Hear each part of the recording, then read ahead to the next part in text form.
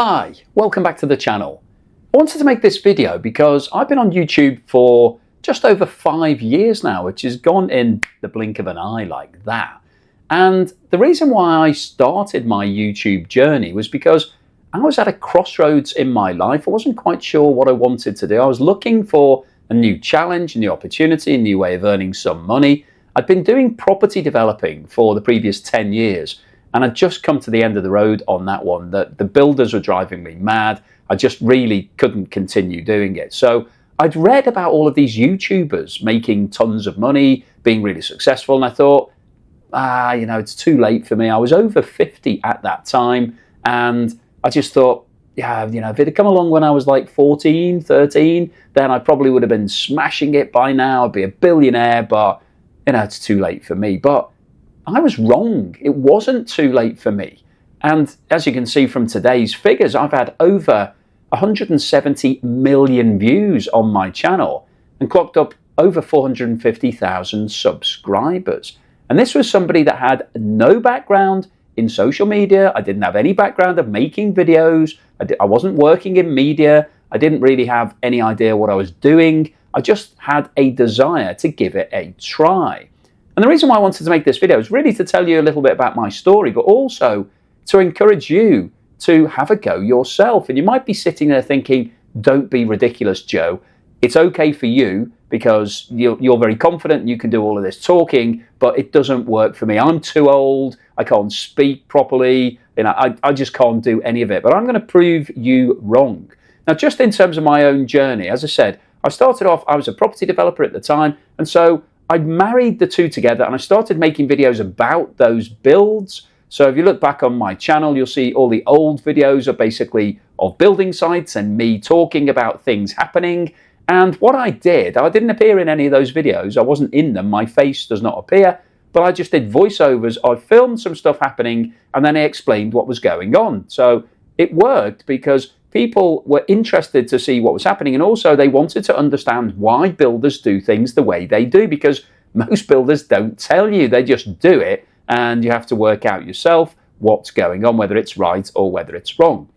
So those videos went quite well, but I didn't want to carry on doing the building stuff, so I didn't have enough content to keep building the channel. So I thought, well, what else could I do? Now, prior to becoming a property developer, I'd worked for 20 years in finance. I'd become a managing director in a variety of different institutions. I was quite senior. I did a lot of analysis. So I thought maybe I could use some of that analytical background and apply it to these videos. So I started talking about the housing market. I was talking about what was happening with prices, what was going on with mortgages, basically anything I could think of about the housing market. And that went quite well as well. It did okay. It wasn't doing particularly stellar numbers, but it was okay. I was chugging along. It was giving me a purpose each day to think about something new to talk about on camera. But it still wasn't really what I wanted to do, because I wanted to move away from housing, moves away from the housing market. So it just happened that at that time I read something in the press about a Chinese company called Evergrande. And if you've ever heard of them, at the time, it was the biggest company in the world in terms of the amount of debt it had. It had over $300 billion of debt, which is unbelievable. Anyway, I read up on it, I did a bit of research, and I thought I could make a video about Evergrande. So I made one, and it got 5,000 views, which at the time for me was incredible. It was like 10, 20 times more than all of my other videos were getting. So I thought, maybe I'm onto something here. So I made another video about Evergrande, and that did quite well. So I made more. So over a period of a few months, I was making a lot of videos on Evergrande. And then I thought, I'm going to make something maybe a bit different. So Turkey at the time had incredibly high level of inflation. And so I made a video about that, and it went mental. I got over 100,000 views, and I thought, I've cracked it. So I started making more videos about Turkey and other things, and then the views went down again. But over time, they started building up. And that's basically how this channel was born. And today, I'm still talking about Turkey and China. Evergrande's gone bust, so I'm not making videos about them anymore. But I've moved on to talk about a lot of different countries, a lot of different things that are happening. So that's basically how it happened for me. But as I said, I was over 50 at the time I made my first video. Now, when you look at who is a classic YouTuber, it's not me. It's not somebody over 50 didn't have any experience at all in making videos, didn't really know what I was doing. So I was using my phone, didn't have a microphone, didn't have any lighting, didn't have anything basically. I was making them in a t-shirt that I just put on that morning. So on paper, it shouldn't have worked. But the reason it did work is because firstly, I was sticking at it. I was making consistent videos. But secondly, there are people like me who wanted to watch videos that I was making. And there is definitely people like you who would watch videos that you would make. Now, you might be thinking, hang on a minute. No, I'm too old. I'm absolutely too old to do this. Well, let me tell you about a lady in Ohio called Shirley. Now, let me just get up her channel on the screen here. So Shirley is 89 years of age now, but when she started her YouTube channel, she was 75, which is pretty old to be starting something new like a YouTube channel. So Shirley Curry is her name, and what did she decide to make videos about? Well, bizarrely, she made them about gaming. So she is the gaming grandmother. So she's made a whole lot of videos over the past 15 years of her gaming, which you think, well, surely that can't work. Surely nobody wants to watch that. But I can tell you, Shirley is a lot more successful than me in terms of subscriptions because she has got 1.3 million subscribers. That is amazing. And watch those videos. I can't show you them here because YouTube is a bit sensitive of me showing other people's videos, but have a look at some of her videos. Pretty dull, pretty boring. You know, they're not really very exciting. So she's not doing anything incredible. It's not as if she's a comedian and you think, well, this is brilliant. But she's built up a big following. She had over 30 million views. So I think she is a good example of somebody who thought, I'm not too old. I might not have any experience in either gaming or YouTube, but I'm going to do both of them on YouTube and make it a success. So I think she proves that nobody is too old. And there's lots of other examples of people in their 80s and 90s who are making videos on a daily basis, which is amazing. So you might be thinking, well, hang on a minute. I don't want to appear on camera. I don't want my face on camera. I've got the face for radio, and I'm too ugly. I don't want to be on screen. Or maybe just, it's just too much stress to be on camera. Well, I can tell you that there are millions of YouTube channels where people do not appear in the videos. And some of them are extremely successful. I'll just pick out one that I think is accessible to all of us. So it's called Atomic Shrimp, set up by an English guy. It's a variety of different information that he puts on there. Some of it's food related, some of it's techniques and tips and ideas and various just random stuff, basically. And Atomic Shrimp has made over 1,400 videos, hasn't appeared in any of them, none at all. So his hands appear in a few of them, so it's like a first-person viewpoint. You can see his hands as if he's doing something like how he would see it. So sometimes his hands are in it, sometimes they're not. Sometimes it's just a voiceover of him on, talking about things that are on screen. So it never appeared in a video. He's built up over 1.1 million subscribers and over 200 million views. That's more views than I've had, it's more subscribers than I've got. He hasn't appeared in any videos. So I think he's a good example of somebody who proves that you don't need to appear in your videos. And there's lots and lots of examples of that. Now, you might be thinking, hang on a minute, I don't want my voice in these videos. I don't like my voice. I don't like hearing it back. I don't have the right voice. I haven't got the right accent, whatever it might be. So I can tell you, there is an amazingly successful channel called Primitive Technology. Now, Primitive Technology, no voice, no speaking, nothing in that. It basically is like a caveman building channel. So it's like how people used to live way back in ancient times. Maybe it's caveman, maybe it's primitive, before we had any sort of industrial revolution. Now this channel and these videos are incredibly popular.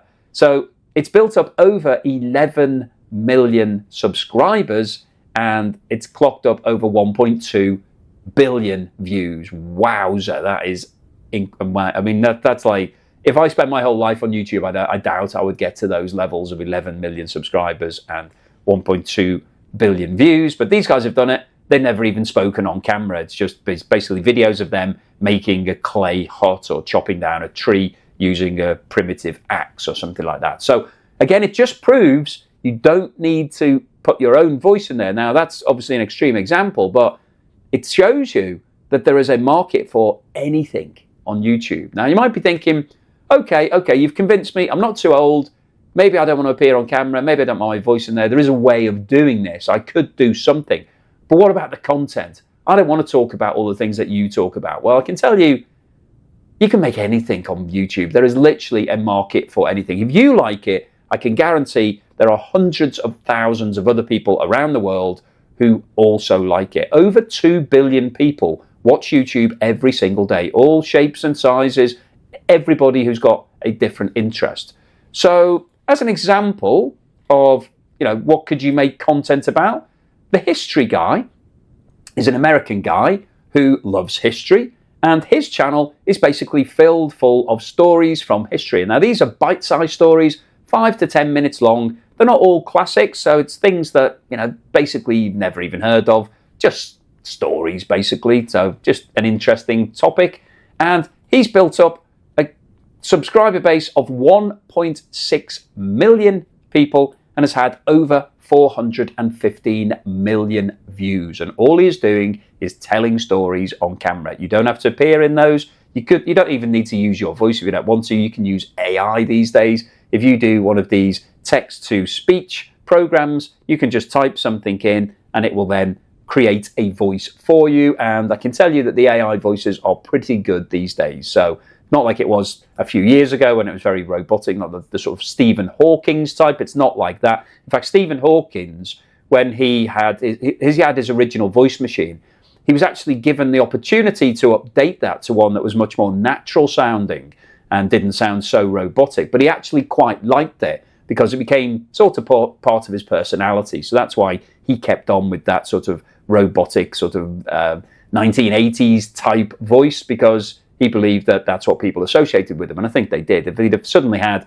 an eloquent sounding French guy, then it wouldn't quite have had the same ring to it. But the point is, if you don't want to appear on camera or you don't want your voice on the videos, there are ways around it. You can basically do it through technology, and it doesn't have to cost you a lot of money to do that. So really the point of today's video was just to try to give you some motivation. If you're at a crossroads in your life, if you are like where I was 5 years ago, thinking, what next? What do I do? I've got, maybe the kids have moved on, maybe you've finished your job, you've retired, you've got enough money, you've played a lot of golf, you've been for a lot of lunches. Maybe you're just looking for some new motivation, something to get you out of bed in the morning, to really give you a bit of pep in your stride, something to think about, something to focus on. Then why don't you give it a go? It doesn't have to make a lot of money. It doesn't have to get, it doesn't have to be 1 million subscribers to be successful. And I think you'd be amazed if you make videos, be consistent. I'll talk about this in future videos in terms of how to try to build your channel. But just think about something you'd like to make videos about. Could be anything. Could be you and your dog, where you go on for walks with your dog. Could be just anything about one of your pets. Could be about gardening. Could be just about anything, the general atmosphere, what you're eating each day. There's a whole million different things that you could make videos about. But the point is, it will give you a purpose. It will give you something to focus on. You don't need a lot of equipment. Just have a phone. That'll be enough. If you look at my old videos, phone, I used the microphone on the phone. That was it.